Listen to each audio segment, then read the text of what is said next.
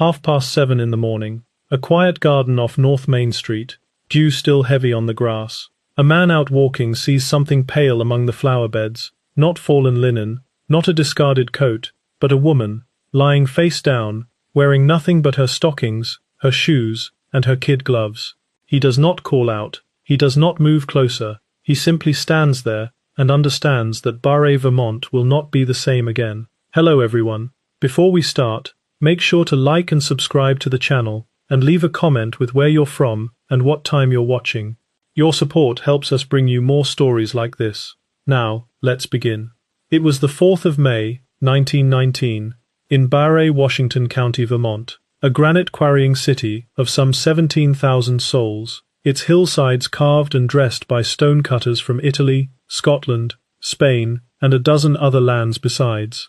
It was spring, and the air carried the damp chill particular to Vermont mornings, when frost still lingers in the shadows even as the season turns. Harold Jackson, 21 years of age and a resident of the nearby town of Orange, had spent the night at the Hotel Buzzell. Just after 7:30 he rose and set out walking, as was his custom, through the streets of the city before the day's business began. His route took him past the Wheelock Garden, a modest plot just north of Main Street, where the flower beds were only beginning to show their spring color. It was there that Harold Jackson's ordinary morning ended, and Barre's long and sorrowful season of scandal began. For in that garden lay a woman, stripped of her clothing, her hands bound behind her back, a handkerchief knotted about her throat. She had been, until a few short hours before, a wife, a mother, and a neighbor. Now she was the subject of the very scene Harold Jackson had just stumbled upon. A woman, alone, in a garden, at 7:30 in the morning. Little is recorded of Lucina Broadwell's earliest years. She was born on the 26th of July, 1889, and raised by her parents, George and Ruth Corser, in the town of Johnson, Vermont, a place of quiet farms and close-knit families. She had a brother and a sister, and, according to the records that survive her, little else of her girlhood was thought worth setting down. In 1910, at the age of 20, Lucina married Harry Broadwell, a carpenter by trade. 5 years later, the couple removed themselves to Barre, drawn perhaps by the steady work the granite trade provided to men of Harry's occupation.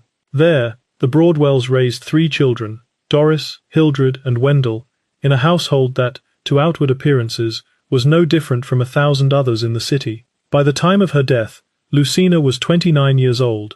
She was remembered as a woman of slight build, standing 5 feet and 3 inches, and weighing no more than 110 pounds. Witnesses described her as dark of complexion, with well-defined features and prominent cheekbones, a face, one imagines, that was not easily forgotten by those who had once known it. It was said, in the quiet manner such things were said in 1919, that Lucina was sporty, a word her own husband used when questioned by investigators, and one that carried within it a weight of unspoken judgment. The exact nature of her domestic life is not fully recorded, though it is known that she and Harry had, by all appearances, their share of difficulties. Time markers must be set carefully here, for what followed unfolded across mere weeks. In the early months of 1919, Lucina was, according to her friend Grace Grimes, a frequent correspondent by letter, a woman who wrote often, and who confided, it seems, more than her husband ever knew. It was one small human detail, recorded almost in passing, a woman who kept up her friendships by post, even as her marriage strained beneath the surface. The records do not show what Lucina hoped for in those final weeks of her life. They show only that she moved through her days, a wife, a mother of 3, a woman fond enough of her correspondence to write to a friend in Boston on the very day she died. It is this last letter, more than any other document, that would later prove the sharpest instrument of the investigation to come. Within the boarding house kept by Mrs. Isabel Parker, a different sort of life proceeded, one that ran parallel to, and eventually collided with, the ordinary domestic world of Barre's married households.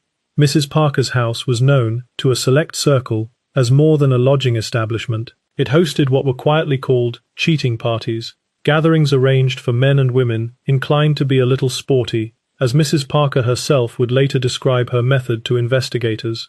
Among the lodgers at Mrs. Parker's house was a man calling himself George Long. It was to Grace Grimes, in a letter dated the very day of her death, that Lucina wrote of meeting a lodger named George. The exact contents of that letter beyond this detail were not fully preserved, though its timing would prove significant.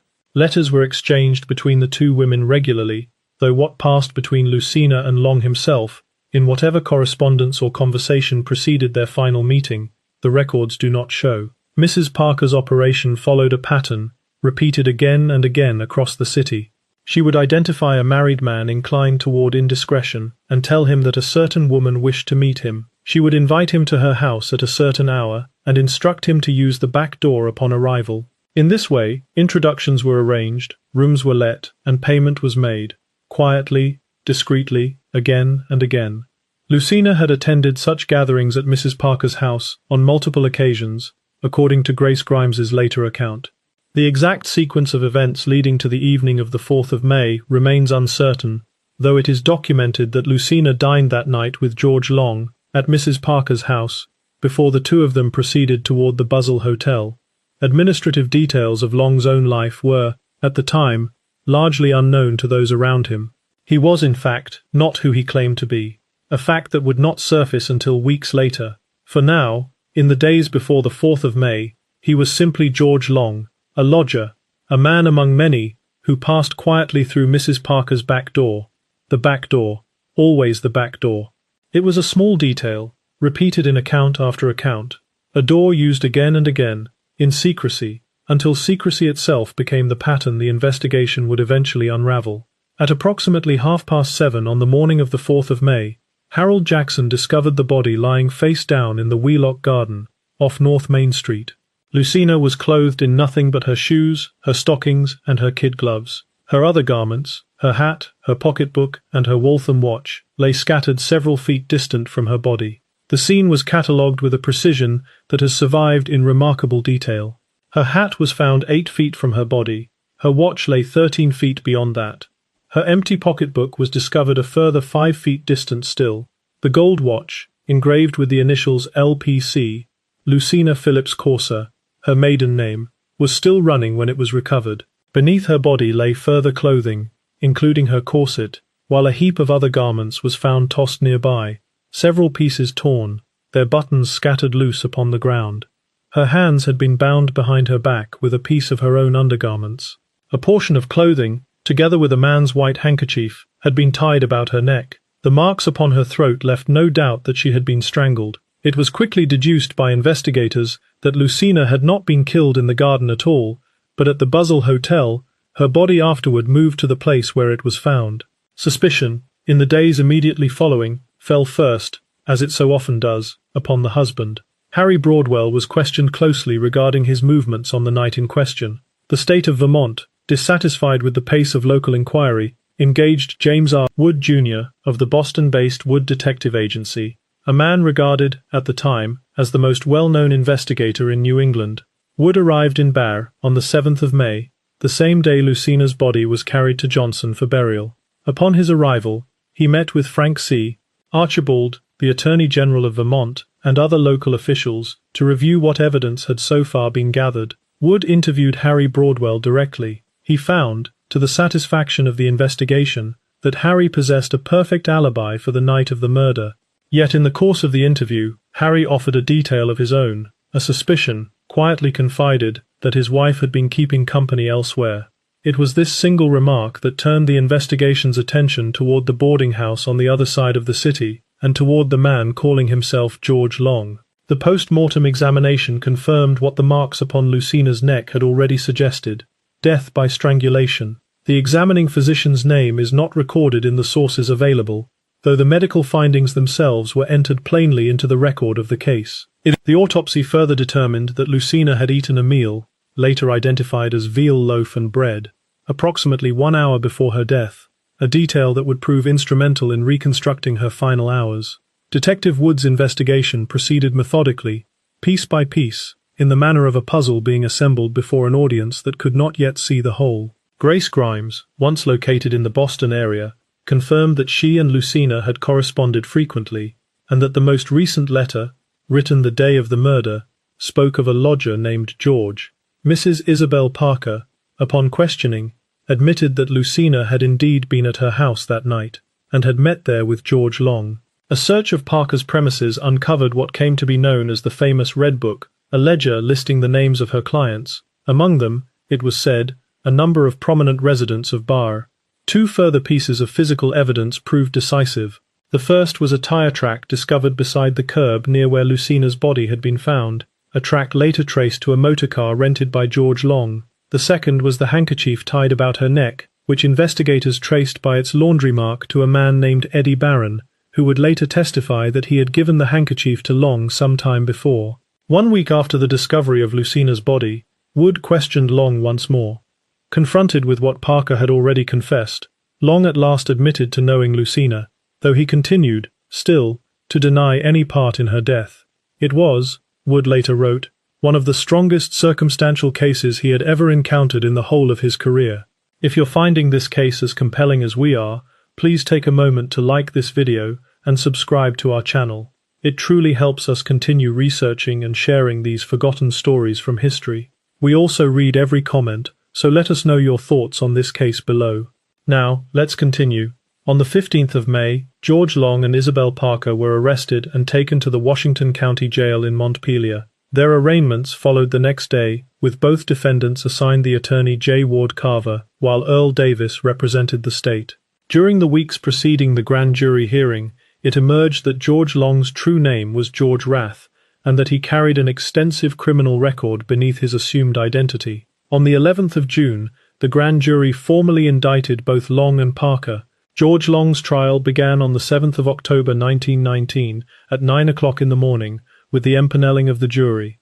By the 10th of October, opening statements had been delivered before a courtroom filled beyond its capacity. The people of Bar, it seemed, could not stay away. On the 20th of October, a second statement given by Long to investigators was read into evidence.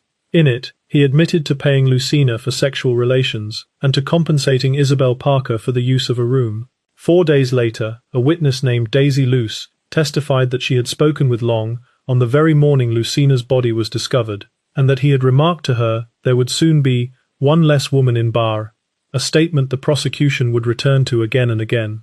The trial stretched across a full month, calling upon the testimony of some 100 witnesses.